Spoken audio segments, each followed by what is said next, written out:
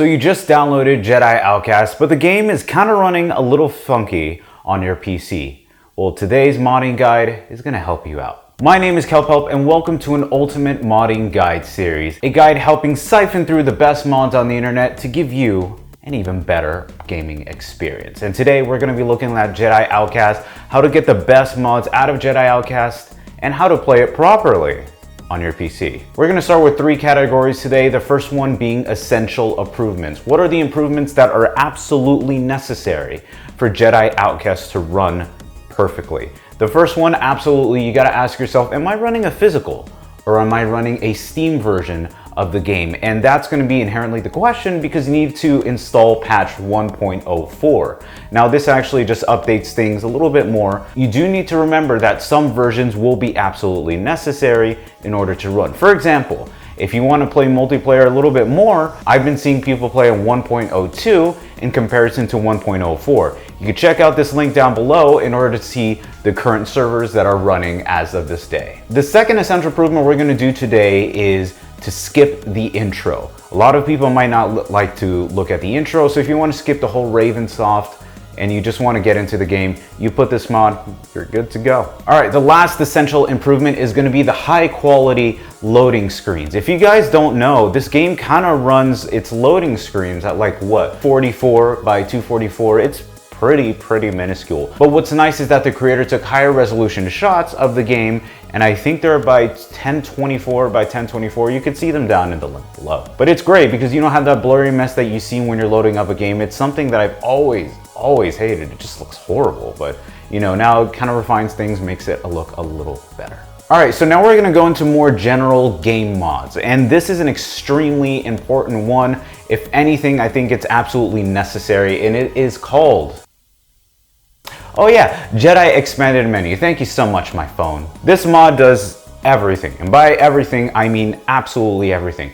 You have a brand new menu. The game actually scales to whatever resolution you have, ultra wide and 4K included. You're given brand new crosshairs. You're also given a brand new menu in order to cycle through a couple of things. But if we really want to go depth and dive into it, it's pretty incredible. So what's nice is that it gives brand new icons and fonts so you can actually see the game a little bit better. I think one thing is that the font doesn't scale up properly, but this one actually looks a little nicer and a little crisper. So I do appreciate that. We are given a newer refixed HUD. If you guys have actually stretched out this, normally you do see that the left and the right is kind of stretched, but what's nice is that it takes that out and only has what's central, so it's not a stretch and it does look pretty nice. You could also have a choice of 10 different crosshairs that you can choose, and they all look absolutely fantastic. They look a little too high res. It kind of sounds weird for me to say, but I actually prefer the original one. And something I did notice is that probably because of it being scaled to 16:9, the crosshair isn't really perfect. So if you're trying to aim like, let's say, a stormtrooper's head, or you're trying to snipe someone, you might not get the perfect shot. So keep in mind when it comes into that. Then again, at the end of the day, you're going to be playing a lot with your lightsaber, so this might be bothered to someone.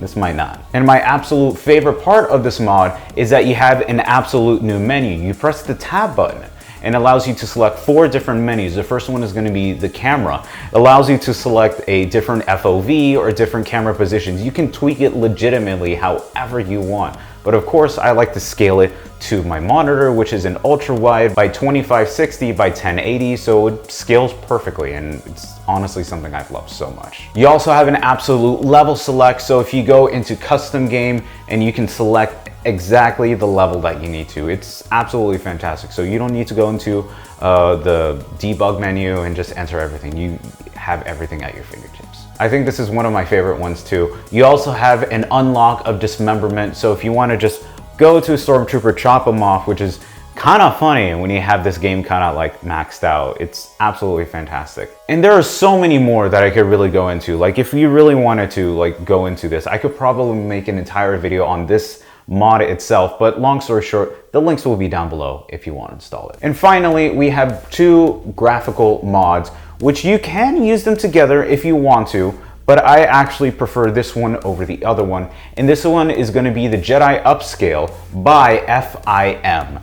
And what's nice about this, it uses all of the vanilla textures in the original version, but what's great is that they use an AI to upscale everything and use those assets. So from the weapons to the worlds to character models, all of the textures are AI upscaled. Now you got to remember, it's not going to look like absolutely pristine or perfect, but I think for what we're working with, and if you want to work with vanilla textures, this is absolutely perfect. I think it's great for a lot of people. So this one, some people might prefer or might not. This one is called JK2FX Mod by Hell Baron. And for some people, they might like this a lot. Some people, they might not. Long story short, it is a graphic overhaul. It takes out all the vanilla textures and adds new ones thanks to Hell Baron. Now, it does look pretty great, actually. A lot of the scenes and the worlds just look absolutely crisp. They look fantastic. And it gives a little bit more visual context to some worlds that might not have it as much. My problem is actually the character models. I don't know why they look so glossy or shimmery. I could understand, like, let's say you look at the Stormtrooper armor.